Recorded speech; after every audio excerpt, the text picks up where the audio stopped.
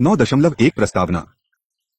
भूराजनीतिक से दक्षिण एशिया की पहचान उस क्षेत्र के रूप में की जाती है जो पूर्व सोवियत संघ और चीन के दक्षिण में हिमालय पर्वत के दक्षिण में स्थित है, जिसकी सीमा पर पूर्व दिशा में म्यांमार, बर्मा और पश्चिम में अफगानिस्तान है।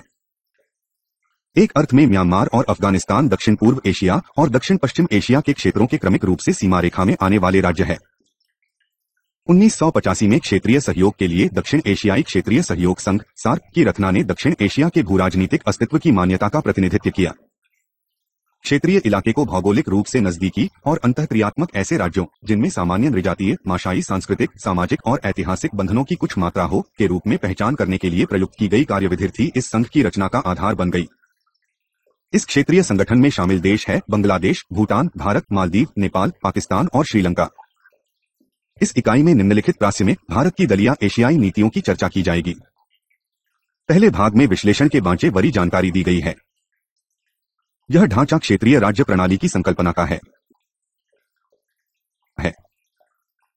आगे के मार्ग में एशिया में उभरते क्रम पर चर्चा पकी गई है, जिसमें भारतीय राजनीतियों की कुछ प्रारंभिक प्रवृत्तियों पर प्रकाश डाला गया है। अगले भाग में क्षेत्र की प्रमुख शक्ति के रूप में पाकिस्तान के बारे में वर्णन किया गया है। तीसरे भाग में दक्षिण एशिया की लघु शक्तियों की ओर भारत की नीतियों की जानकारी दी गई है। अंतिम भाग में दक्षिण एशिया के एक क्षेत्रीय संगठन के समय सार्क के उद्भव पर चर्चा की गई है। 9.2 दक्षिण एशियाई क्षेत्र राज्य व्यवस्था। कोंटोरी और स्पीगल, कॉन्टोरी एंड स्पीगल, जिस अर्थ में एक अधीनस्थ प्रणाली या क्षेत्र को परिभाषित करते हैं, उस अर्थ में 7 गर्त देशों वाला दक्षिण एशियाई गोत्र सजातीय समूह है। कोंटोरी और स्पीगल क्षेत्र की अंतःक्रिया का वर्णन कोर सेक्टर, परिधीय, बाह्य सेक्टर और एक अतिक्रमणशील प्रणाली इंट्रूसिव सिस्टम के संदर्भ में करते हैं। कोर सेक्टर में सहभागी सामाजिक, राजनीतिक, आर्थिक या संगठनात्मक पृष्ठभूमि अथवा राज्य के समूह के बीच कार्यकलाप शामिल होते हैं जो उस क्षेत्र में अंतर्राष्ट्रीय राजनीति का मुख्य केंद्र उत्पन्न करते हैं। परिधीय सेक्टर में वे सभी राज्य शामिल होते हैं जो आर्थिक, संगठनात्मक, सामाजिक तथा राजनीतिक कारकों द्वारा कोर सेक्टर से कुछ मात्रा में भिन्न होते हैं। अतिक्रमणशील सेक्टर, इंट्रूसिव सेक्टर में क्षेत्र के अंतर्राष्ट्रीय संबंधों में अतिरिक्त क्षेत्रीय हस्तक्षेप शामिल होता है। दक्षिण एशिया की सघनता पर कोंटोरी और स्पीगल मॉडल एक सीमित अर्थ में लागू होता है। दक्षिण एशियाई क्षेत्रीय राज्य प्रणाली की मूल विशेषताएं इस प्रकार हैं। अपने भौगोलिक आकार और स्थिति, आर्थिक और औद्योगिक आधार तथा सैन्य शक्ति के आधार पर भारत को क्षेत्र में प्रधान स्थिति प्राप्त है। नेतृत्व, प्रमुखता या आधिपत्य की भारतीय भाकांक्षाएं इस क्षेत्र की इन भूराजनीतिक स्थितियों की उपज है। भारत को छोड़कर दक्षिण एशिया में भी प्रकार की शक्तियां हैं। पाकिस्तान एक प्रमुख शक्ति है जो भारतीय आधिपत्य की आकांक्षाओं को सीमित कर सकती है। पाकिस्तान की अपनी परिसीमाएं इसकी भौगोलिक स्थिति और आर्थिक तथा सैन्य संभावनाओं के फलस्वरूप है। 1971 से पहले के पाकिस्तान से विपरीत आव्य का पाकिस्तान दक्षिण एशिया की सीमा पर स्थित है। इस्लामी पश्चिम एशियाई राज्य प्रणाली के साथ इसके काफी घनिष्ठ है। पाकिस्तान को क्षेत्र की प्रमुख शक्ति कहकर वर्णित किया जा सकता है और दक्षिण एशियाई राज्य प्रणाली में इसे सौदा करने वाला साझेदार के रूप में वर्गीकृत किया जा सकता है। क्षेत्र के नेता के रूप में हालांकि पाकिस्तान में भारत का स्थान लेने की क्षमता तो नहीं है, किंतु क्षेत्र के निर्णय में यह भारत से साझेदारी के लिए सौदा कर सकता है। 8 अन्य प्रकार की देशों में नेपाल, भूटान, बांग्लादेश, श्रीलंका और मालदीव जैसे छोटे देश शामिल होंगे। अतिरिक्त क्षेत्रीय हस्तक्षेप या उनके अपने आंतरिक स्थायित्व द्वारा ये कोर शक्ति के लिए समस्याएं बन सकते हैं। क्षेत्र में शक्ति के संतुलन को स्वीकार करो, ये कोर शक्ति वो प्रभुत्व का वैधीकरण भी कर सकते हैं। और दक्षिण एशिया के प्रमुख और सर्वाधिक सक्रिय संबंध अतिसंक्रमणशील शक्तियों द्वारा प्रभावित होते हैं। संयुक्त राज्य अमेरिका, रूस, पूर्व सोवियत संघ, चीन और अन्य देशों में इस क्षेत्र की नीतियों को प्रभावित किया है। भारत सहित सभी दक्षिण एशियाई देशों ने अपने लाभ के लिए अतिरिक्त क्षेत्रीय शक्तियों को प्रभावित करने की क्षमता का इस्तेमाल करने की मांग की है। 9.3 दक्षिण एशिया में उद्गम क्रम। स्वतंत्रता प्राप्त कर क्षेत्र पर एशियाई राज्यों का प्रारंभिक मार्ग था खुद को शीत युद्ध गुट की राजनीति से अलग कर लेना। नेहरू के शासन के अधीन भारतीय दृष्टिकोण ने विश्व मामलों को एक स्वतंत्र समझ और शांति नीति विकसित करने की आवश्यकता पर विशेष दिया। ये सिद्धांत एशिया में हुए उन कई सम्मेलनों में लागू हुए जिनमें क्षेत्रीयता, रीजनलिज्म द्वारा शांति का ढांचा स्थापित करने की मांग की गई थी। एशियाई संबंध सम्मेलन, दिल्ली, 1947, यह पहला सम्मेलन था जिसने उन एशियाई देशों के नेताओं को एकत्र किया जो अभी भी उपनिवेशी धेर्य थे उभरने की प्रक्रिया में थे। इस सम्मेलन ने एक एशियाई पहचान स्थापित करने और शांति और विकास जैसे मुद्दों के प्रति सामान्य दृष्टिकोण अपनाने की मांग की। इंडोनेशिया पर सम्मेलन दिल्ली 1949 में उपनिवेशवाद के विरुद्ध एक अंतर्राष्ट्रीय जनमत बनाने और इंडोनेशिया में स्वतंत्रता आंदोलन का समर्थन करने की मांग की गई। कोलंबो सम्मेलन 1964 और एफ्रो-एशियाई बांडुक सम्मेलन 1955 ने क्षेत्रीयता की नींव रखी। कोलंबी सम्मेलन दक्षिण और दक्षिण पूर्व एशियाई देशों का सम्मेलन था और दूसरा एफ्रो-एशियाई देशों का सम्मेलन था। इन सम्मेलनों ने तीसरी दुनिया और खास तौर से एशिया में क्षेत्रीयता की वृद्धि का प्रतिनिधित्व किया। बांडुंग सम्मेलन का उद्देश्य शांतिपूर्ण सहअस्तित्व पंचशील के सिद्धांतों को ऐसे सिद्धांतों के रूप में स्पष्ट करना था जो राज्यों के बीच संबंधों को शासित करें। क्षेत्रीयता के प्रति होने वाले आंदोलन ने एशिया में कोई भी संस्थात्मक व्यवस्थाएं नहीं बताई। यह उपनिवेशोत्तर राज्यों के सामान्य सरोकारों की पहचान करने का एक प्रयास ही रह गया, जिसमें विकास की समस्याओं पर विशेष ध्यान दिया गया। दुर्भाग्यवश क्षेत्रीयता एफ्रो एशियाई देशों का मूलभूत सरोकार कभी नहीं बना। क्षेत्रीयता के मार्ग में देश के भीतर बड़े अल्पसंख्यकों की उपस्थिति, अनिश्चित सीमाएं, संभ्रांतों के टकराव आदि जैसी कुछ बाधाएं उपनिवेशी विरासतों से आई। कोरियाई युद्ध के पश्चात एशिया में शीत युद्ध का आक्रमण क्षेत्र में क्षेत्रीयता के लिए परिवर्तन चिदु सिद्ध हुआ। बांदुम अंतिम एफ्रो-एशियाई सम्मेलन था। यद्यपि क्षेत्रीयता के भाव को पुनर्जीवित करने के लिए प्रयास किए गए परंतु वे असफल रहे। 50वें दशक वो मध्य में क्षेत्रीयता से हटकर गुटनिरपेक्षता के विकास की और परिवर्तन होता दिखाई दिया। एक स्तर पर गुटनिरपेक्षता पंचशील के सिद्धांत में वर्णित क्षेत्रीयता के मूल सिद्धांतों की पुनर्परिभाषा बन गई, लेकिन इसमें स्वतंत्रता और शांति पर विशेष जोर दिया गया। अन्य स्तर पर यह शीत युद्ध की प्रतिद्वंद्विता के उभरते ढांचे के भीतर वैश्विक मामलों की स्वतंत्र समझ की पुनर्परिभाषा थी।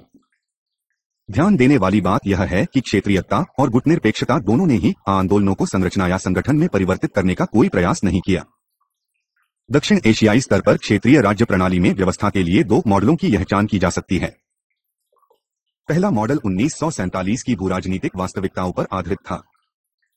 यह मॉडल वास्तविक शक्ति वास्तविकताओं के स्थान भारत की दक्षिण एशिया में प्रमुख शक्ति बनने की संभाव्यताओं पर आधारित था। चीन से 1962 की पराजय होने तक इस मॉडल पर कोई प्रश्न उठाए जाने की जरूरत नहीं दिखाई दी।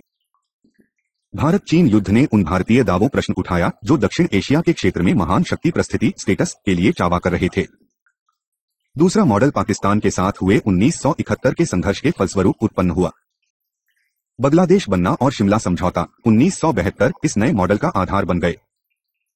1971 से 72 मॉडल दक्षिण एशिया में भारत की शक्ति प्रतिनिधि की मान्यता पर आधारित था। इस स्थिति की पाकिस्तान की स्वीकृति शिमला समझौते पर हस्ताक्षर किए जाने में अंतर्निहित थी। संयुक्त राज्य अमेरिका और सोवियत संघ दोनों ही दक्षिण एशिया में इस नवीन भारतीय स्थिति को वैधता प्रदान करते प्रतीत हुए। चीन के साथ संवाद प्रारंभ करने में नई दिल्ली की सफलता से यह संकेत प्राप्त हुआ कि चीन ने भी वैसी ही वैधता प्रदान की है। 9.4 भारत पाकिस्तान संबंध 1947 में भारत के बंटवारे के समय उभरने वाली कुछ महत्वपूर्ण ऐतिहासिक और भौगोलिक विवशताओं ने दोनों देशों की विचारधारा पर महत्वपूर्ण प्रभाव डाला है। जिन लोगों ने एक अलग राष्ट्रीय पहचान बनाए रखने का दावा किया, उनको राष्ट्रीय एकता के लिए इस्लाम को एक सहायक बिंदु माना गया। यह पृथकतावादी शक्ति बन गई, जबकि यह उपनिवेश विरोधी संघर्ष की राष्ट्रीय मुख्यधारा की दिशा में नहीं थी। इसे पाकिस्तान यो सृजन के मूल कारण के रूप में स्वीकार किया गया है। अपने द्विपक्षीय संबंधों में इन देशों की जिन महत्वपूर्ण मुद्दों का सामना करना पड़ता है, ये हैं 1. विश्वदृष्टि में अंतर, 6. कश्मीर विवाद और 2. नाभिकीय परमाणु मुकाबले की समस्या। 4.1 विश्वदृष्टि दक्षिण एशिया के दो कोर देशों के रूप में भारत और पाकिस्तान की अलग अलग विश्वदृष्टि है जो उनकी विदेश नीतियों को प्रभावित करती है। स्वतंत्रता प्राप्ति के पश्चात के प्रारंभिक वर्षों में भारत की विश्वदृष्टि एशिया के उपनिवेशोत्तर राष्ट्रों की क्षेत्रीय पहचान बनाने के विधार से शासित थी। इस नीति का एक महत्वपूर्ण पहलू था दक्षिण एशिया में अतिरिक्त क्षेत्रीय हस्तक्षेप का विरोध। भारत ने यह मांग की कि दक्षिण एशियाई मुद्दों को दक्षिण एशियाई देशों की परिधि के अंतर्गत ही रखा जाए। एशिया में शीत युद्ध मैत्रियों के प्रदेश का विरोध और गुटनिरपेक्षता का अंतःमार्ग इसी विश्वदृष्टि का हिस्सा है। 1947 से 1971 की अवधि में दक्षिण एशिया के प्रति भारत के दृष्टिकोण में दो प्रवृत्तियां दिखाई दी।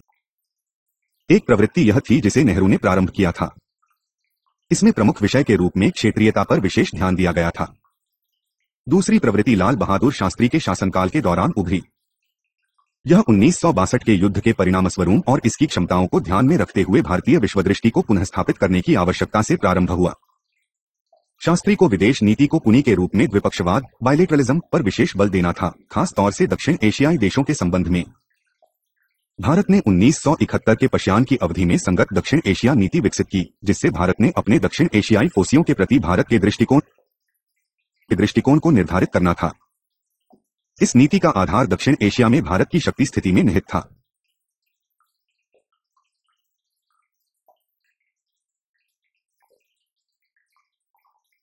नीति की संरचना दो दृष्टिकोणों के सम्मिश्रण पर आधारित थी। पहली क्षेत्रीयता, जो अब दक्षिण एशिया, और क्षेत्रीय राज्य प्रणाली के रूप में दक्षिण एशिया की अनुवर्ती अनुभूति से प्रतिबंधित थी, और दूसरी द्विपक्षवाद, जो 1972 के शिमला समझौते का आधार थी। पाकिस्तान का अपनी भूमिका का नजरिया दो समकालिक शक्तियों के बोध से उभरा: देश की भू राजनीति, जो पूर्वी और पश्चिमी पाकिस्तान के बीच विभाजित थी, और इस्लामी विषयदृष्टि। पहले ने पाकिस्तान को दक्षिण एशियाई क्षेत्रीय राज्य प्रणाली में बढ़ता से स्थापित किया, जबकि दूसरा इसे पश्चिम एशिया की इस्लामी दुनिया के करीब लाया। इस प्रकार पाकिस्तान ने खुद को दो अलग अलग पहचानों और भूमिकाओं के रूप में देखा, एक तो दक्षिण एशियाई शक्ति तथा दूसरी एक इस्लामी पश्चिम एशियाई शक्ति, जो अंततः इस्लामी सम्मेलन को संगठन के एक महत्वपूर्ण देश के में उमरने वाला था। एक प्रमुख सुरक्षा संबंधी चिंता जिस पर पाकिस्तान अपने प्रारंभ से ही विचार किए जाने की मांग कर रहा था, यह है उसको भारत से भय। पाकिस्तान की विदेश और रक्षा नीति की समस्या भारत के प्रमुख और उन सुरक्षा उपायों के इस केंद्रीय विषय के चारों ओर घूमती रहती थी, जो इस खतरे का सामना करने के लिए शुरू किए जाने थे। इस्लामी दुनिया और चीन से सहसंबंध स्थापित करने और अमेरिका को सैन्य गठबंधन में भागीदारी करने के पाकिस्तान के प्रयासों को उसकी इस सुरक्षा संबंधी चिंता के संदर्भ में समझा जा सकता है। इन सहसंबंधों से पाकिस्तान को भारत की उस क्षेत्र में प्रभुत्व प्राप्त करने की इच्छा का विरोध करने का अवसर मिला, जिसे भारत अपने प्रभाव का क्षेत्र समझता था। 4.2 संघर्ष की अभिव्यक्ति कश्मीर। भारत और पाकिस्तान के विचारों में यह मूलभूत विभिन्नता कश्मीर के मुद्दे पर अभिव्यक्त होती है। कश्मीर के मुद्दे को पाकिस्तान द्वारा द्विपक्षीय विभाजन के मूल वको रूप में माना जाता है। जूनागढ़ और हैदराबाद की भांति कश्मीर ने भी अपने भविष्य को निर्णय करने के लिए यह विकल्प चुना कि वह भारत में सम्मिलित हो या वस्ता पाकिस्तान के साथ विलय हो जाए। हैदराबाद और जूनागढ़ के बारे में भारत सरकार ने यह सुनिश्चित करने के लिए कदम उठाया कि अधिसंख्यक स्थानीय हिंदू जनता की इच्छाओं का सम्मान किया जाए और इन दोनों राज्यों की भारतीय संघ में विलय करने की प्रक्रिया जल्दी से पूरी की जाए। कश्मीर की समस्या निराली थी। इसकी जनता के विभाजन की रचना बिल्कुल अलग थी। लद्दाख क्षेत्र में बौद्धों, जम्मू क्षेत्र में हिंदुओं और कश्मीर घाटी में मुसलमानों का प्रभुत्व था। पाकिस्तान ने कश्मीर में अनियमित सेना इरेगुलर आर्मी के प्रवेश की अनुमति देकर कश्मीर पर जल्दी निर्णय लेने का प्रयास किया। संभावित समस्याओं को महसूस करते हुए महाराजा हरि सिंह ने भारत के साथ अधिनियम के दस्तावेज इंप्रूवमेंट ऑफ एक्सेशन पर हस्ताक्षर कर दिए और इस प्रकार जम्मू और कश्मीर राज्य का भारतीय संघ यो साथ विलय कर दिया। कश्मीर के भारत में विलय होने को पश्चात हुए प्रथम भारत पाकिस्तान युद्ध ने राज्य को विभाजित कर दिया।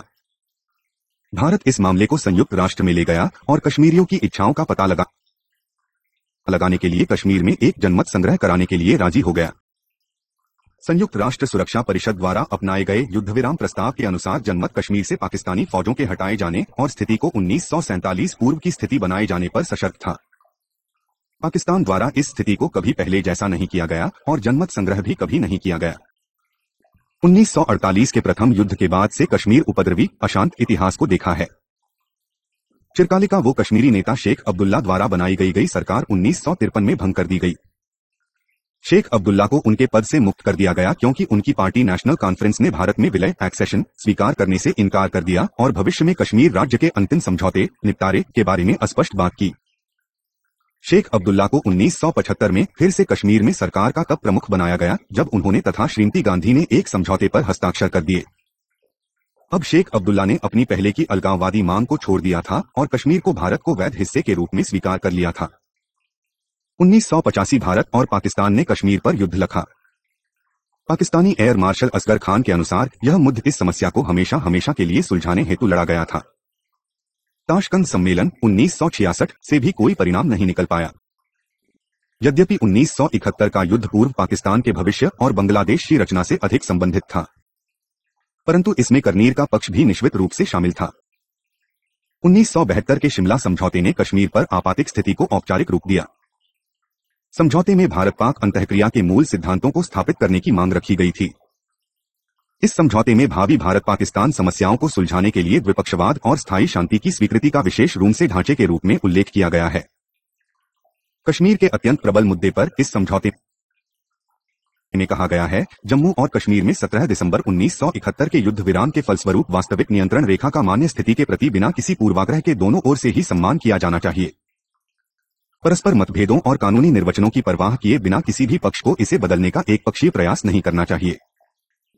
इस रेखा को उल्लंघन में दोनों ही पक्षों को शक्ति के प्रयोग की या धमकी देने से दूर रहने की प्रतिज्ञा करनी चाहिए। शिमला समझौते ने भारत और पाकिस्तान के लिए अंतःक्रिया का नया ढांचा बनाने और कश्मीर मुद्दे को अनिश्चितकाल तक नियंत्रण रेखा तक स्थिर कर दिया। इस समझौते को बनाने में शामिल भारतीय नेताओं की रचनाओं से पता चलता है कि इस समझौते में संभावित भविष्य में नियंत्रण रेखा की सीमा रेखा में बदलने का भाव निहित था। इस संदर्भ में ही शेख अब्दुल्ला की वापसी महत्वपूर्ण बन गई। अब भारत के पास एक कश्मीरी नेता था जो एक कश्मीरी पार्टी नेशनल कॉन्फ्रेंस का प्रमुख था और इससे यह स्थिति बन गई कि कश्मीर भारत का हिस्सा है। यह जनमत के लिए तुल्य था। यह आत्मनिर्णय के अधिकार की परीक्षा थी जिसका कश्मीरियों से जनमत द्वारा वादा किया गया था। अब भारत कश्मीर के भारत में अधिमिलन के लिए राजनीतिक बैंता की बात कर सकता था। 80 के दशक में कई कारणों से कश्मीर में समस्या उलझती प्रतीत हुई। विश्वव्यापी इस्लामी पुनरुत्थान ध्यान देने योग्य शक्ति के रूप में सामने आया। रिद्धिवादी इस्लामी समूह और उनकी गतिविधियों का प्रसार अमेरिका के लिए भी चिंता का विषय बन गया। उन दिनों पाकिस्तान एक अद्भुत स्थिति में था। इसकी सापेक्षिक उदार इस्लामी छवि को देखते हुए पाकिस्तान में आकस्मिक लोकतांत्रिक सरकारों की संभावना ने इसे अमेरिका के साथ अपेक्षाकृत घनिष्ठ संबंध बनाने की ओर उन्मुख किया। दूसरी ओर इसको मूल इस्लामी दुनिया से बहुत अच्छे संबंध थे। तालिबान की नई अफगानी सरकार और अन्य उग्र इस्लामी संगठनों तक इसकी काफी पहुंच थी। इस प्रकार ऐसा प्रतीत होता है कि पाकिस्तान को उस समय की अंतर्राष्ट्रीय स्थिति से लाभ पहुंचा। कश्मीर पर 1975 के पश्चात हुए विकासों ने इसके इतिहास में पूरे एक नए अध्याय के प्रारंभ की रचना की। शेख अब्दुल्ला के शासन के प्रति विपरीत प्रतिक्रियाएं 70 के दशक अंतिम दशक में शुरू हुई। ये प्रतिक्रियाएं अंशतः कश्मीर के शासक वर्ग और उच्च सामान्य जनता के बीच बढ़ते विभाजन से उत्पन्न थीं जो विकास के उन लाभों से वंचित थी जिसे बनाने का राज्य ने प्रयास किया था। अंशतः ये उस परिणामी असंतोष से भी उत्पन्न हुई थीं जो भारतीय शासन की उपयोगिता के बारे में कश्मीरियों के मस्तिष्क में बन गया था। एक महत्वपूर्ण लोकप्रिय स्तर का आंदोलन जम्मू कश्मीर मुक्ति माया जमीनों and Kashmir liberation front JKLF के रूप में सामने आया। इस संगठन के पाकिस्तान के साथ मजबूत संपर्क थे। एक ऐसे संगठन को रूप में इस मोर्चे ने कश्मीरियों के लिए पाकिस्तान में शामिल होने के लिए आत्मनिर्णय के अधिकार की मांग की। 1980 को दशक में दो महत्वपूर्ण विकास दृष्टिगोचर हुए।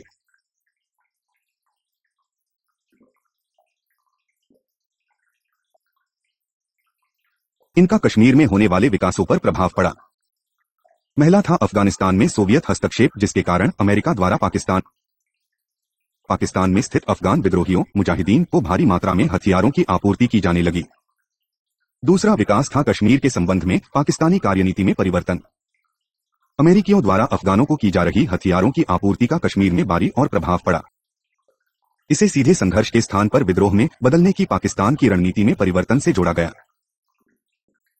घुसपैठ और विद्रोह गंभीर पाकिस्तान की रणनीति में एक लंबा प्रतिरूप रहा है। 1965 के मुद्दे से पहले पाकिस्तान ने इस प्रक्रिया का प्रयोग किया था और उसे इसमें थोड़ी सफलता भी मिली। 1965 और 1971 में शक्ति के प्रयोग द्वारा समस्या को सुलझाने में असफल रहने के कारण उसे इस रणनीति को बदलना पड़ा। अब घुसपैठ ने हल्के किस्म के संघर्ष का आकार ले लिया। स्थानीय कानून और व्यवस्था की स्थिति को शक्तिहीन करने तथा क्षेत्र में अनिश्चितता उत्पन्न करने के प्रवास रोजमर्रा की रणनीति बन गए। घाटी से कश्मीरी पंडितों का बड़े पैमाने पर प्रस्थान इसी दीर्घकालिक रणनीति का हिस्सा था। इस पाकिस्तानी कार्यनीति को मानव अधिकार उल्लंघन के नए राग अलापने से सहारा मिला। 90 के दशक के प्रारंभ में मानव अधिकार उल्लंघन के प्रति चिता ने अकस्मात नीम स्वीकृति प्राप्त कर ली। बोस्निया चेचनिया और अन्य जगहों अकस्मात ही सारी दुनिया मानव अधिकारों के प्रति संवेदनशील हो गई। कश्मीर ने भी बहुत जल्दी ही आत्मनिर्णय के पुराने रूप नमूने की जगह मानव अधिकार उल्लंघन के नए रूप ने ले ली। अचानक ही कश्मीर की स्थिति का लगभग पूरी तरह से मानव आयाम के दायरे में विश्लेषण किया जाने लगा। भारतीय सेनाओं द्वारा मानव अधिकारों के उल्लंघन का स्थल पर सर्वेक्षण किए जाने की मांग की जाने लगी। यह मौद इस्लामी सम्मेलन संगठन को और इसके बाद यूरोपीय शिकागो द्वारा की गई। भारत सरकार को पर्याप्त रूप से राजी किया गया कि समस्या की निगरानी करने के लिए अपना खुद का एक राष्ट्रीय मानव अधिकार आयोग बनाए। अंतर्राष्ट्रीय समुदाय को यह स्वीकारने में कई वर्ष लगे कि आतंकवादी इकाइयों भी मानव अधिकारों का उल्लंघन करती हैं और उल्लंघन की जिम्मेदारी केवल सरकार की नहीं हो सकती। 1999 में पाकिस्तान द्वारा कारगिल में घुसपैठ करने के ऊपर भारत और पाकिस्तान में संघर्ष छिड़ गया। क्या मुजाहिदीनों और पाकिस्तानी फौजों द्वारा नियंत्रण रेखा को पार करना कश्मीर पर लिए गए सतत दृष्टिकोण की तार्किक पराकाष्ठा थी? क्या यह पाकिस्तान द्वारा किए गए निर्धारण का प्रतिनिधित्व कर रहा था कि नियंत्रण रेखा को पार करके सीधा दबाव डालने और कश्मीर समस्या सुलझाने के लिए भारत को बाध्य करने का यह उपयुक्त समय था? इस पाकिस्तानी साहसिक कार्य के लिए अनेकों स्पष्टीकरण दिए जा सकते हैं। पहला यह कि पाकिस्तान ने यह निर्धारण कर लिया होगा कि कश्मीर की प्राप्ति को बारे में अपने लक्ष्य की प्राप्ति हेतु ऐसा कार्य करने के लिए यह समय सर्वथा उपयुक्त था। भारत में राजनीतिक अनिश्चितता और भारत में राजनीतिक परिदृश्य के आर पार मतैक्य का स्पष्ट रूप से अभाव भी एक कारण हो सकता है। दूसरा स्पष्टीकरण यह दिया जा सकता है कि यह निर्धारण आतंकवादी गुटों की सक्रिय सहभागिता पर आधारित सैन्य और गुप्तचर विभाग का निर्धारण हो सकता है। इस बात की पर्याप्त संभावना थी कि मार्गरेट सरकार इस निर्णय के लागू होने के पश्चात इसमें दबाववश शामिल की गई थी। अगर यह सच है तो इससे तह पुष्टि होती है कि पाकिस्तानी राजनीति का स्वरूप सेना, नागरिक प्रतिष्ठित प्रतिनिधि, सिविलियन रिप्रेजेंटेटिव एलीट, गुप्तबर इकाइयों और इस्लामी समूहों द्वारा शासित है। पाकिस्तानी प्रधानमंत्री द्वारा कारगिल कार्रवाई में अपनी सरकार के शामिल होने की लगातार अस्वीकृति पूरी तरह सत्य नहीं हो सकती। ऐसी कार्रवाइयों सरकार, जिसमें सेना भी शामिल है, की जानकारी और सहभागिता के बिना नहीं हो सकती। परंतु उनका यह कथन इस ओर भी संकेत करता है कि उनका पाकिस्तानी सेना और कारगिल में आतंकवादी गुटों के ऊपर बहुत कम नियंत्रण है। इतिहास साक्षी है कि ऐसे समूहों के सर्जक धीरे धीरे उनको नियंत्रित करना बंद कर देते हैं क्योंकि उनमें अपने खुद के संवेग अथवा बल होने की प्रवृत्ति होती है। कारगिल घटनाक्रम के दौरान अंतर्राष्ट्रीय आम राय पाकिस्तान के पक्ष में नहीं रही। इस मामले में पाकिस्तान का पुराना और विश्वासपात्र मित्र राष्ट्र चीन भी तटस्थ बना रहा और उसने पाकिस्तान को भारत के साथ वार्ता करने तथा स्वदम पर नियंत्रण रखने की सलाह दी। पाकिस्तानी प्रधानमंत्री अमेरिका को भी अपने पक्ष में नहीं कर सके। प्रधानमंत्री शरीफ का अमेरिकी दौरा भी लाभदायक सिद्ध नहीं हुआ। अमेरिका ने पाकिस्तान को नियंत्रण रेखा से अपनी सेनाएं हटाने और भारत के साथ बातचीत शुरू करने के लिए कहा। संयोगवश भारत पाकिस्तानी घुसपैठ को रोकने में सफल रहा। 4.3 परमाणु समीकरण। नासा और पाकिस्तान द्वारा 1998 में किए गए परमाणु परीक्षणों ने दोनों सरकारों द्वारा की गई इन कार्रवाइयों के तर्काधार और आह्यों पर काफी वाद विवाद पैदा किया। अधिकांश वाद विवाद इस कार्रवाई के सुरक्षा विचारों, क्षेत्रीय खतरे के आयामों और आंतरिक राजनीतिक बाध्यताओं पर केंद्रित थे। भारतीय वक्तव्य आर्टिकुलेशन पाकिस्तान और चीन से मिली धमकियों पर केंद्रित था, जबकि पाकिस्तान ने भारत को लक्ष्य बनाया। भारत द्वारा किए गए परीक्षणों से बारे में उठाए गए मुख्य प्रश्न क्यों और अब क्यों श्रेणीबद्ध थे। वाद विवाद के अंतर्गत विश्लेषण के लिए दो अलग अलग नमूनों का प्रयोग किया गया।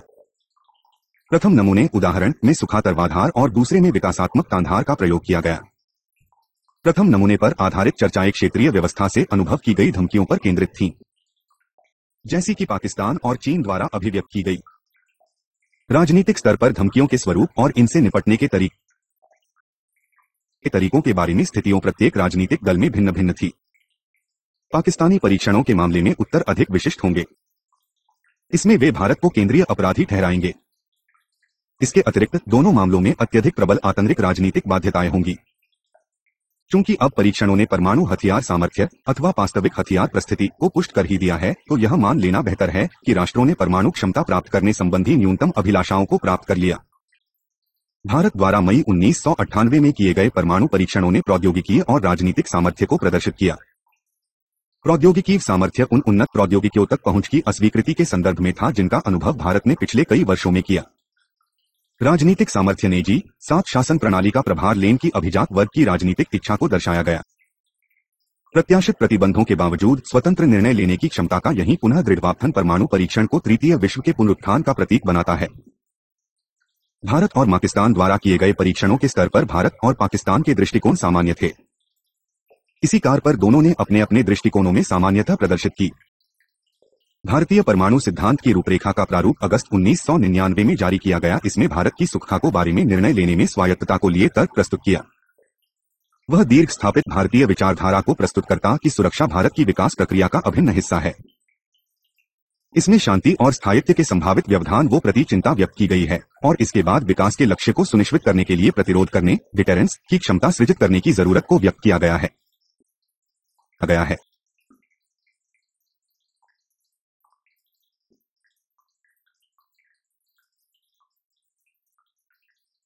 यह तर्क भी दिया गया है कि विश्वव्यापी परमाणु निरस्त्रीकरण नीति के अभाव में भारत के सामरिक हितों को प्रमाणपूर्ण विश्वसनीय प्रतिरोध की जरूरत है। यह पहले प्रयोग न करने यो सिद्धांत नो फर्स्ट यूज डॉक्ट्रिन है और परमाणु संबंधी निर्णय लेने पर असैनिक नियंत्रण को जारी रखे हुए है। भारत और पाकिस्तान के बीच परमाणु प्रतिरोध की उपयोगिता किसी भी स्तर पर अब भी अस्पष्ट हो सकती है।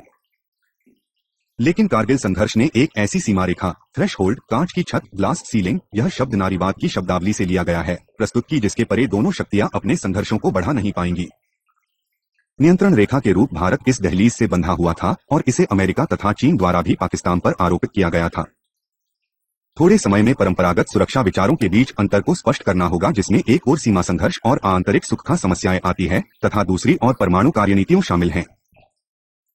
1985 की परमाणु वार्ता की पुनः प्रारंभ करने की जरूरत है, जिसमें एक दूसरे के परमाणु प्रतिष्ठानों पर हमला करने पर सहमति बनाई गई थी। अब इसमें पहले प्रयोग न करने की नीति की घोषणा से जोड़ा जा सकता है। भारत और पाकिस्तान दोनों को अपनी अपनी अर्थव्यवस्था तथा औद्योगिक वृद्धि के लिए अपने कार्यक्रमों को शांतिपूर्ण प्रयोगों के लिए विकसित करने की जरूरत पर बल देना होगा। इसमें दोनों देशों को जमनत प्रौद्योगिकी के हस्तांतरण के लिए विकसित विश्व के साथ सौदेबाजी करनी होगी। प्रौद्योगिकियों के दोहरे प्रयोग पर प्रतिबंधों की धमकी और परस्पर वार्ता के लिए सीमितता ने भारत और पाकिस्तान दोनों के लिए यह जरूरी बना दिया है कि वे विकसित देशों के साथ सौदे के लिए अपने अपने संसाधनों को एकत्रित करें। 4.4 वार्ता। दोनों देशों के बीच वार्ता करने के विभिन्न प्रयासों तथा उनकी सफलता और असफलताओं को विशेष रूप से देखना होगा। भारत और पाकिस्तान ने सीमा युद्धों के बाद 2 महत्वपूर्ण संधियों पर हस्ताक्षर किए। ताशकंद समझौता 1966, जिसमें भारत के प्रधानमंत्री लाल बहादुर शास्त्री और पाकिस्तान के राष्ट्रपति अयूब खां दोनों मिले। यह समझौता कश्मीर विवाद को ठंडा करने में तो सफल रहा, लेकिन समस्याओं का समाधान कर पाया।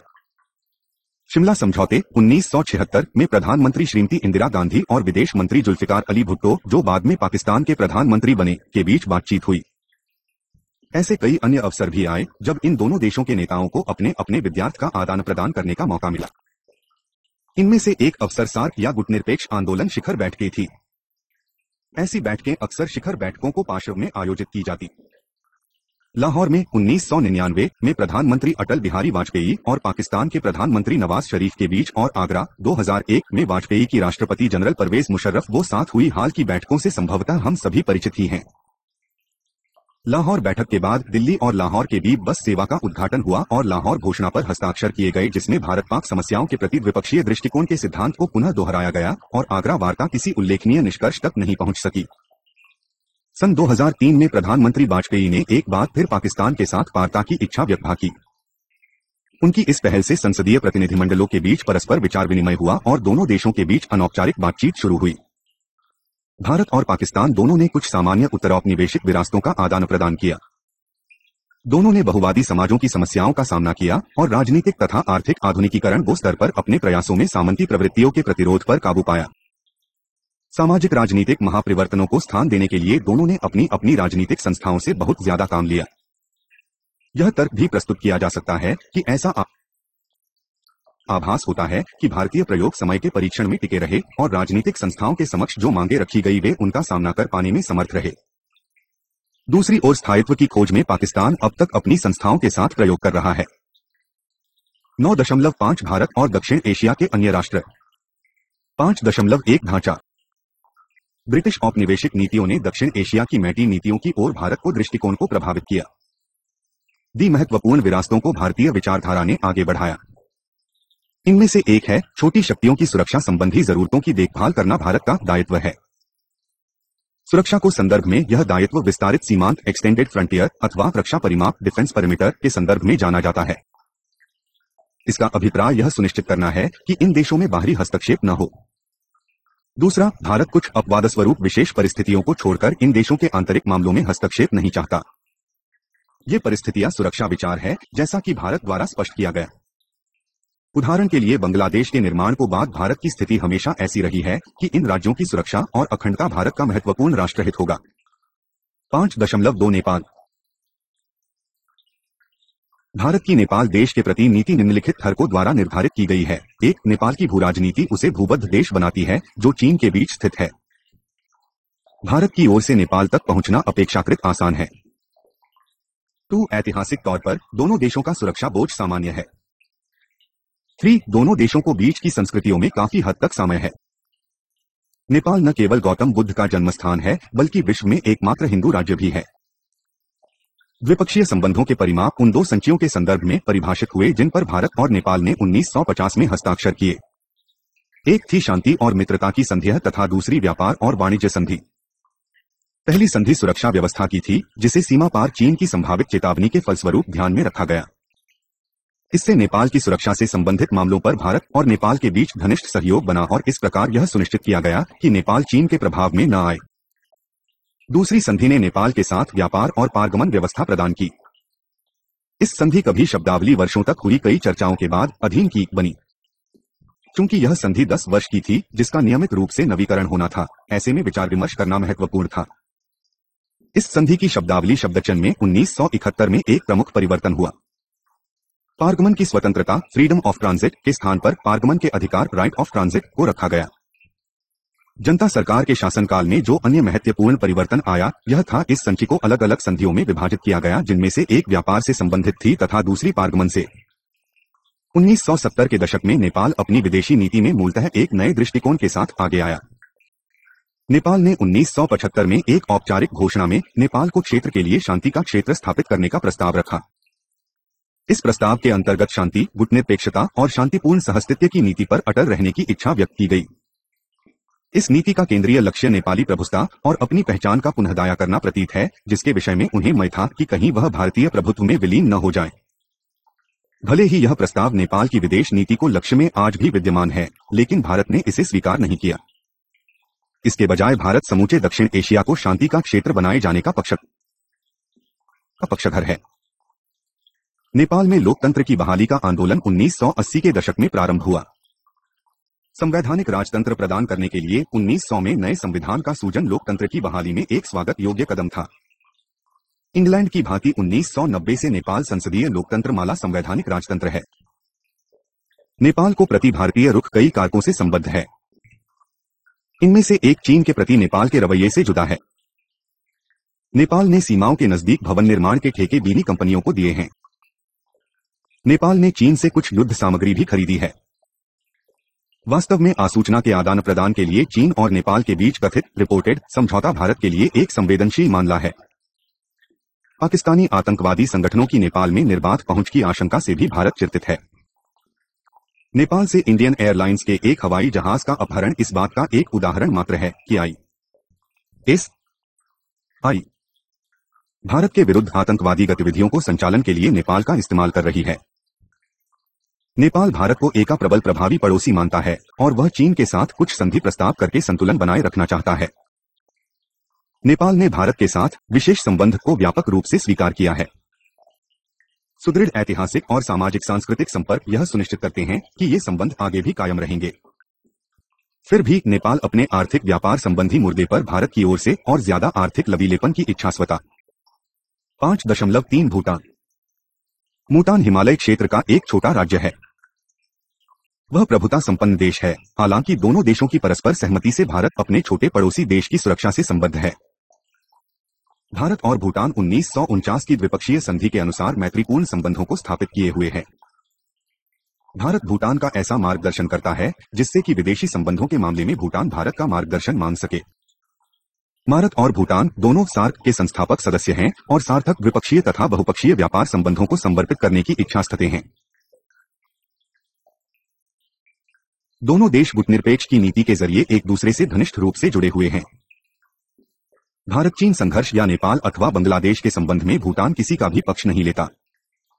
बांग्लादेश को भारत द्वारा मान्यता दिए जाने से पहले ही भूटान ने उसे मान्यता प्रदान कर दी थी। 5.4 बांग्लादेश 1971 में पाकिस्तानी सेना द्वारा तत्कालीन पूर्वी पाकिस्तान के लोगों को शोषण के परिणामस्वरूप बांग्लादेश की आजादी की लड़ाई में भारत ने सक्रिय रूप से भाग लिया। भारत स्वतंत्रता के बाद पूर्वी और पश्चिम पाकिस्तान के में सामने आई दो सीमांत चेतावनी टू फ्रंटियर थ्रेट को भी समाप्त करना चाहता था। 1972 की भारत बांग्लादेश मैत्री संधि नए राष्ट्र की सुरक्षा और अखंडता में भारत की रुचि को शुद्ध करने का प्रवास थी। संधि के अंतर्गत यह व्यवस्था की गई कि दोनों देश एक दूसरे के विरुद्ध किए जाने वाले सैनिक गठबंधनों में न तो प्रवेश करेंगे या न ही भाग लेंगे। हालांकि भारत बांग्लादेश संबंधों में यह सद्भावना दीर्घकाल तक नहीं चल पाई। 1972 और 1975 के बीच भारत के बांग्लादेश के साथ संबंध काफी अच्छे रहे। बांग्लादेश ऐसा देश था जिसे भारत सर्वाधिक सहायता प्रदान कर रहा था। भारत ने पाकिस्तान के साथ काफी लंबे समय से लंबित विभिन्न सरहदों सीमा रेखा के सीमांकनों को भी अंजाम दिया। इन समझौतों समझौते में बिना क्षतिपूर्ति के बांग्लादेश विभिन्न बंगाली मुसलमानों को शामिल करने का भी उल्लेख किया गया था। बाद में 1982 में भारत सदैव के लिए बांग्लादेश को 3 बीघा गलियारा पट्ट देने को सहमत हुआ, किंतु भारतीय संसद द्वारा यह 3 बीघा गलियारा पट्टे पर देने के लिए संविधान संशोधन करने से मना करने के कारण यह समझौता लागू नहीं हो पाया। 1975 में शेख मुजीबुर रहमान की हत्या के बाद भारत के बांग्लादेश के साथ संबंध बिगड़ गए। भारत और बांग्लादेश के बीच विवाद के 3 महत्वपूर्ण मुद्दे रहे हैं। एक मुद्दा फरक्का बांध की समस्या, दूसरा नए न्यू मोरे या पुरखाशा द्वीप का मुद्दा है और तीसरा सीमा पार से बांग्लादेशी विशेष तौर पर चकमा शरणार्थियों की घुसपैठ का प्रश्न है। फरक्का बांध के निर्माण का कार्य 1962 में शुरू हुआ। इस परियोजना का लक्ष्य गंगा से लेकर हुगली तक जल को दूसरी दिशा में मोड़ना था ताकि कलकत्ता बंदरगाह की सफाई करके उसे गादरहित किया जा सके। तत्कालीन पाकिस्तानी सरकार को इस पर आपत्ति थी क्योंकि इससे पूर्वी पाकिस्तान के क्षेत्र में जल संकट पैदा हो जाता। 1972 में भारत और बांग्लादेश संयुक्त नदी आयोग बनाने के लिए सहमत हुए, किंतु फरक्का बांध पर हुई वार्ताएं निरंतर असफल रहीं। 1978 में दोनों देशों के बीच जल बंटवारे को लेकर सहमति हो पाई और एक समझौते पर हस्ताक्षर किए गए, लेकिन 5 वर्ष के बाद यह समझौता समाप्त लैप्स हो गया। 1996 में गंगा जल के बंटवारे पर भारत और बांग्लादेश के बीच 30 वर्षों के लिए एक संधि हुई। इस संधि के अनुसार इस अवधि के दौरान दोनों देश एक दूसरे की जल की जरूरतों का ध्यान रखेंगे। 1961 में भारतीय नौसेना ने नए द्वीप पर दावा पेश प्रस्तुत करते हुए कहा कि यह गंगा डेल्टा के मुख में निकाल रहा है। यही दोनों देशों को बीच झगड़े का मूल कारण बना। यह द्वीप बांग्लादेश द्वारा तलपट्टी और पश्चिम बंगाल द्वारा पूर्वाशा कहलाता है और यहाँ जनजीवन नहीं है। इसे माध्य रेखा मीन लाइन के सिद्धांत के आधार पर सुलझाया जा सकता है। भारत द्वारा अपने उत्तर पूर्वी हिस्सों में बांग्लादेशियों की घुसपैठ रोकने के लिए सीमा पर बात लगाने के प्रयास पर भी बांग्लादेश ने आपत्ति व्यक्त की। इसके अतिरिक्त भारत में चकना शरणार्थियों को आने से भी दोनों देशों के बीच सीमा तनाव आए। 5.5 श्रीलंका।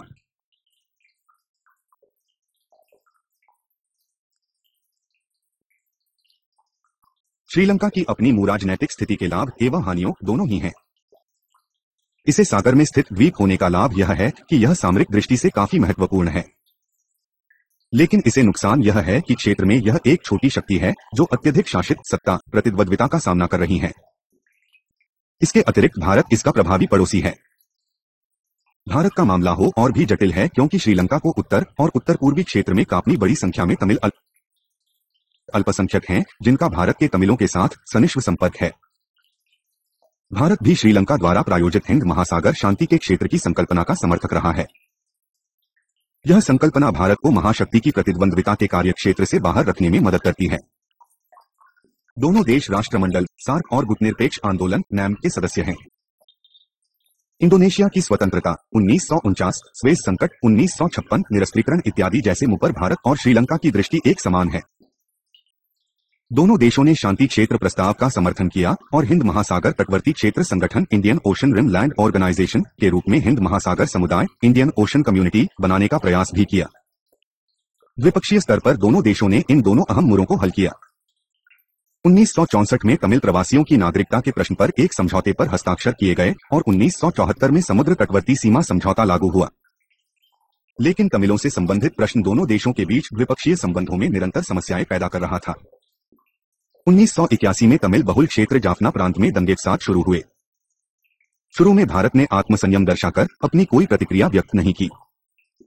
हालांकि भारत को तमिल आंदोलन के प्रति सहानुभूति थी, लेकिन इसने तमिल ईलम के रूप में अलग राज्य की उनकी मांग समर्थन करने से इनकार कर दिया। 1987 में भारत और श्रीलंका ने दूरगामी परिणामों वाले एक समझौते पर हस्ताक्षर किए। भारत ने तमिलों और श्रीलंका सरकार के बीच शांति के लिए मध्यस्थता की और समझौते को लागू करने के लिए यहां भारतीय शांति सेना Indian peace keeping force IPKF भेजने को सहमत हुआ। इस समझौते से श्रीलंका के उत्तर और उत्तर पूर्वी तमिल बहुल क्षेत्रों को स्वायत्तता मिली, लेकिन श्रीलंका की अंदरूनी राजनीति और तमिल समूहों के भीतर विभाजन के कारण यह समझौता लागू नहीं हो सका। भारत की दोनों ओर से आलोचना का सामना करना पड़ा। भारतीय शांति सेना के कई लोग हताहत हुए। अंततः भारत ने 1990 में अपनी शांति सेना को वापस बुला लिया। आजकल तमिल समूहों, विशेष रूप से liberation tigers of Tamil Eelam L और सरकार के बीच वार्ता कराने में नॉर्वे फैसिलिटेटर की भूमिका निभा रहा है। 2003 तक श्रीलंका के तमिल व्यापक स्वायत्तता को स्वीकार करने और द्वीप में शांति रखने वो हित में ईलम की मांग छोड़ने के इच्छुक प्रतीत हो रहे हैं। 5.6 मालदीव। मालदीव हिंद महासागर में एक छोटा सा गणराज्य है। भौगोलिक रूप से भागा और श्रीलंका से सटे होने के कारण मालदीव दक्षिण एशियाई देश के रूप में मान्य है। भारत की ही तरह यह भी सार्क का संस्थापक सदस्य है। इसने क्षेत्रीय आर्थिक सहयोग को बढ़ावा देने में काफी रुचि दिखाई। मालदीव अपनी राजधानी माले में 7 शिखर सम्मेलन आयोजित करने में अत्यधिक सफल रहा तथा इसने दक्षिण एशियाई व्यापार मुक्त क्षेत्र साफ्टा स्थापित करने को लिए कदम उठाए। सन 1988 में जब विद्रोह में युवा सैनिक अधिकारियों के एक समूह द्वारा लोकतांत्रिक रूप से चुने गई सरकार के राष्ट्रपति अब्दुल गयूम का तख्ता उलटने का प्रयास किया गया, तब भारत मालदीव के राष्ट्रपति की सहायता के लिए तत्काल गया और राजविद्रोह के प्रयास को विफल करने में उसकी मदद की। राष्ट्रपति गयूम की नागरिक सरकार पुनः सत्ता में आई और भारत मालदीव वो संबंध तब से और अधिक मजबूत हुए हैं। इंदिरा गांधी के शासनकाल से ही दक्षिण एशिया की छोटी शक्तियों की ओर से भागह की नीति को स्पष्ट रूप से देखा गया है। भारत क्षेत्रीय लोकतंत्रों का समर्थन करता है, उन्हें प्रोत्साहित करता है और रक्षा, व्यापार एवं विज्ञान तथा प्रौद्योगिकी के क्षेत्रों में विविध समझौतों सहित अनेकों बहुक्षेत्रीय और द्विपक्षीय समझौता के जरिए अपनी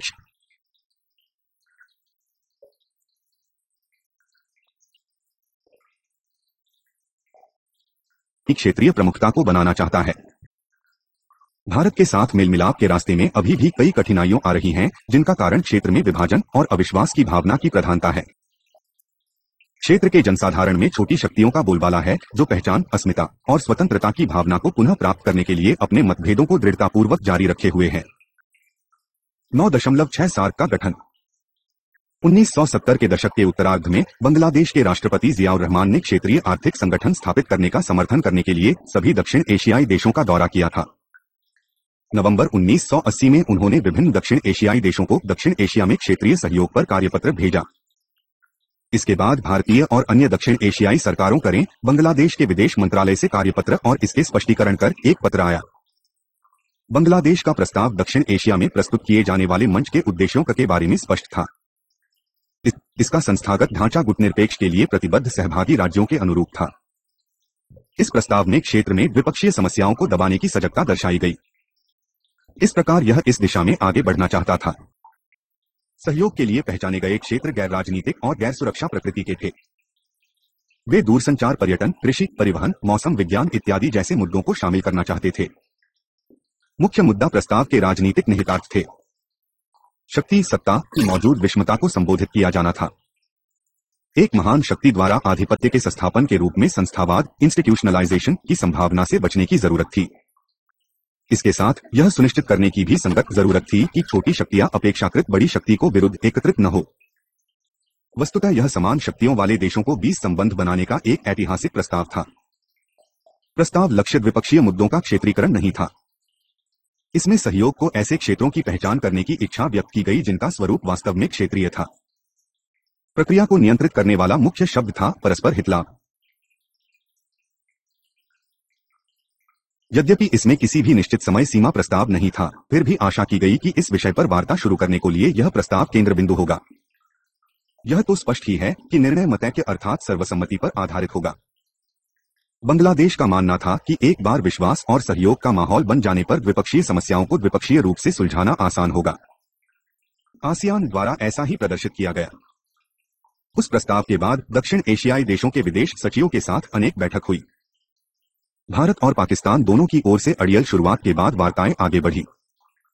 अंततः 1983 में दक्षिण एशियाई देशों के विदेश मंत्रियों की पहली बैठक नई दिल्ली में आयोजित की गई। इस बैठक में दक्षिण एशियाई क्षेत्रीय सहयोग एस.सी. पर घोषणा प्रस्तुत की गई और इस घोषणा पर हस्ताक्षर करने वाले देश थे बांग्लादेश, भूटान, भारत, मालदीव, नेपाल, पाकिस्तान और श्रीलंका। इस घोषणा में विदेश सचिवों की विभिन्न बैठकों के दौरान जिन विषयों पर विचार किया गया उन्हें पर्याप्त रूप से दर्शाया गया। घोषणा में दक्षिण एशियाई राज्यों के बीच द्विपक्षीय विवाद के सभी मुद्दों तथा एक क्षेत्र के रूप में दक्षिण एशिया जिन समस्याओं का सामना कर रहा है उन सभी को नजरअंदाज किया गया।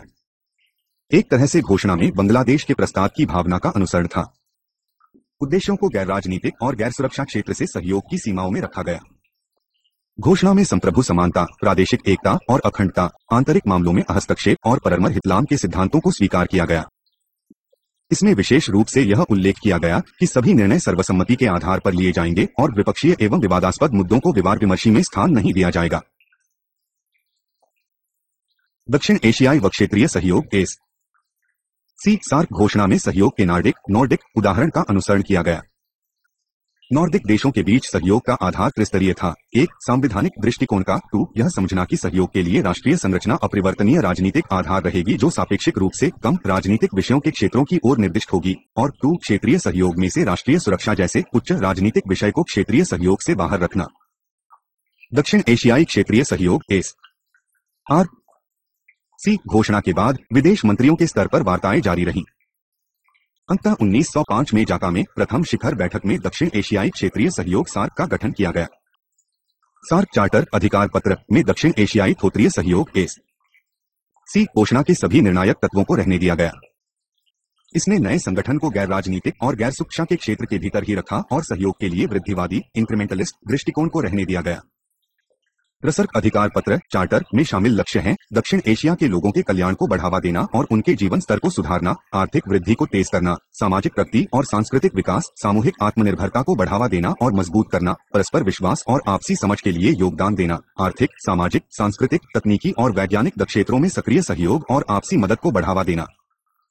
बार्टर में निम्नलिखित सिद्धांत भी निर्दिष्ट किए गए हैं: प्रभुसत्ता संपन्न सॉवरेन समानता के सिद्धांत का आदर करना, प्रादेशिक एकता और अखंडता, राजनीतिक स्वतंत्रता, आंतरिक मामलों और परस्पर हितलाभ के मामलों में हस्तक्षेप न करना। इस सहयोग का स्थान कोई नहीं लेगा बल्कि यह द्विपक्षीय और बहुपक्षीय सहयोग का अनुपूरक था और द्विपक्षीय और बहुपक्षीय बाध्यताओं दायित्व के परस्पर विरोधी नहीं था। इस चार्टर में 2 महत्वपूर्ण सामान्य प्रावधान थे। ये प्रावधान महत्वपूर्ण हैं। एक, निर्णय सर्वसम्मति के आधार पर लिए जाएंगे तथा दूसरा, द्विपक्षीय एवं विवादास्पद मुद्दों को विचार विमर्शी से बाहर रखना। पहला सार्क शिखर 1985 में ढाका में हुआ। कुछ द्विपक्षीय मुद्दों के संक्षिप्त हवाले के बावजूद यह शिखर सम्मेलन विवादों से मुक्त कहा। यह सुनिश्चित करने के सुविचारित प्रयास किए गए कि सार्क के उद्घाटन के क्षमत्र ही शार्ज का गठन किसी विवाद के घेरे में आए।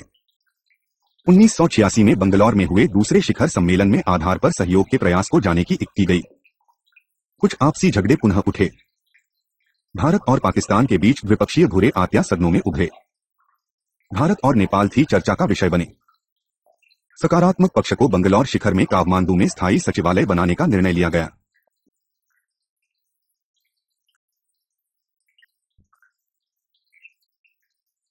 उन्नीस के काठमांडू शिखर के दौरान दक्षिण एशिया में आतंकवाद को कुचलने, समाप्त करने पर हस्ताक्षर करने की एक साहसपूर्ण पहल की। यह पहली बार था जब राजनीतिक मुद्दा सार्क को विचार विमर्श का हिस्सा। इन राष्ट्रों ने शपथ ली कि वे अपने सदर देशों में नागरिक विरोध या आतंकवादी गतिविधियों को संगठित करने, उकसाने था भाग लेने से बचेंगे, दूर रहेंगे। किंतु सम्मेलन में प्रत्यर्पण सुविधाएं प्रदान नहीं की गई। सार्क ने दक्षिण एशियाई सुरक्षा भंडार और सादृश्य प्रदान कार्यक्रम भी स्थापित किए। शिखर में सार्क विद्यार्थी भर्ती में मुद्रा, विल बैंकिंग और व्यापार जैसे मुद्दों को शामिल करने की संभावना पर भी चर्चा हुई। 1986 में इस्लामाबाद में हुआ चौथा शिखर सम्मेलन भारत के लिए विशेष मह रहा क्योंकि इससे पाकिस्तानी पत्र दोनों देशी भारत और पाकिस्तान के प्रधानमंत्रियों को एक दूसरे के साथ सीधी बातचीत करने का अवसर मिला। इस्लामाबाद शिखर में 2000 नामक गोत्रीय योजना तैयार करने का सुझाव था ताकि आवास, शिक्षा और की बुनियादी जरूरतें प्रदान की जा सके। शिखर सम्मेलन में अध्ययन के लिए ग्रीन हाउस प्रभाव को भी उठाया गया। इसने नशीले पदार्थों के विरुद्ध लड़ने की भी मांग की गई। इस्लामाबाद का सम्मेलन अपने कार्यमूलक कार्यक्रमों के लिए तथा दक्षिण एशिया में लोकतांत्रिक प्रावस्था के प्रसार के लिए जाना जाता है। 1989-00 की अवधि में सार्क को सहयोग की प्रक्रिया में कुछ अस्थिरताओं का सामना करना पड़ा। सार्क प्रारंभिक वर्षों में जो चौतरफा रुचि और उत्पाद जागृत कर पाया था, यह पांचों शिखर सम्मेलन आयोजित किए जाने की अनिश्चितता के कारण बिगड़ गया। श्रीलंका द्वारा भारत श्रीलंकाई द्विपक्षीय मुद्दे पर शिखर सम्मेलन कराने के अड़ियल रवैये को कारण सार्क की प्रगति की राह में गंभीर बाधाएं आई। श्रीलंका में भारतीय शांति सेना की उपस्थिति के मुद्दे को उठाया गया, जिससे इसका वार्षिक शिखर सम्मेलन नहीं हो पाया। श्रीलंका सरकार के निमंत्रण को श्रीलंका भेजे जाने के बावजूद यह मुद्दा अगने का मूल कारण बना। 1909 का सम्मेलन नहीं हुआ और चचिया शिखर सम्मेलन 1990 में माले में आयोजित किया गया। श्रीलंकाई प्रसंग एक प्रकार की मिसाल बन गया। आगामी वर्षों में सापेक्षिक रूप से गौण कारणों से कि वार्षिक शिखर सम्मेलन था तुंद होगा किन स्थगित हो गए। 1990 का गाजे शिखर सम्मेलन मालदीव में शासन परिवर्तन के प्रयास पृष्ठभूमि हैकड्रॉप में हुआ। मालदीव में लोकतंत्र वापस लाने में भारत की मदद की। माले शिखर सम्मेलन का प्रमुख परिभाग था नशीले पदार्थी, ड्रग्स और मन प्रभावी पदार्थी साइकोट्रोपिक सब्सटेंसेस पर सम्मेलन के लिए हस्ताक्षर करना। इसमें सार्क नेताओं ने यूरोपीय संघ और आसियान के साथ वार्ता की पहल करने का निर्णय भी लिया। छठा शिखर सम्मेलन 1991 में कोलंबो में हुआ। शिखर के लिए तैयारियां कुछ राजनीतिवाद झगड़ों की साक्षी थीं। श्रीलंका खुद उत्तर के तमिल क्षेत्रों में आंतरिक राजनीतिक अशांति का सामना कर रहा था। शिखर बैठक की तिथियों पर मतैक्य के अभाव ने इन अनिश्चितताओं को और भी जटिल बना दिया। आखिरकार दिसंबर 1991 में यह सम्मेलन होना तय हुआ। श्रीलंका ने अंतर्राष्ट्रीय व्यापार के उदारीकरण पर अर्चा से शिखर सम्मेलन की शुरुआत की। श्रीलंका के राष्ट्रपति ने एक साक्षात्कार इंटरव्यू में कहा कि उन्हें दक्षिण एशिया में अधिमान्य व्यापार प्रणाली विकसित करने के प्रस्ताव को स्वीकार कर लिया गया है। 1991 को कोलंबो से लेकर 1993 के वाका शिखर सम्मेलन की अवधि में व्यापार आविर्भाव 7 कर केंद्रीय विषय रहा। 1993 में ढाका में हुई 60वीं शिखर बैठक में चरणबद्ध दृष्टिकोण के माध्यम से जितनी जल्दी संभव हो सके उतनी जल्दी व्यापार के उदारीकरण की जरूरत का पुनः समर्थन किया गया। सार्क अधिमान्य व्यापार सार्क प्रेफरेंशियल ट्रेड सप्ताह पर समझौता इस दिशा में पहला कदम था। अधिमान्य व्यापार व्यवस्था क्षेत्रीय आर्थिक एकीकरण की प्रथम और संभवतः सबसे नरम रूप है। इस समझौते का लक्ष्य सार्क राज्यों के बीच विभिन्न कटौतियों छूटों के आदान प्रदान से उनमें परस्पर व्यापार और आर्थिक सहयोग को बढ़ावा देना तथा उसे बनाए रखना था। नई दिल्ली शिखर बैठक 10वीं 1995 में यह चर्चा आगे बढ़ी। 1997 में हुआ 10वां शिखर सम्मेलन सभी क्षेत्रों में आर्थिक सहयोग को बढ़ावा देने से संबद्ध था। नेताओं ने सप्ताह की प्रगति पर संतोष व्यक्त किया और वर्ष 2001 तक मुक्त व्यापार कर लक्ष्य प्राप्त करने की जरूरत पर बल दिया।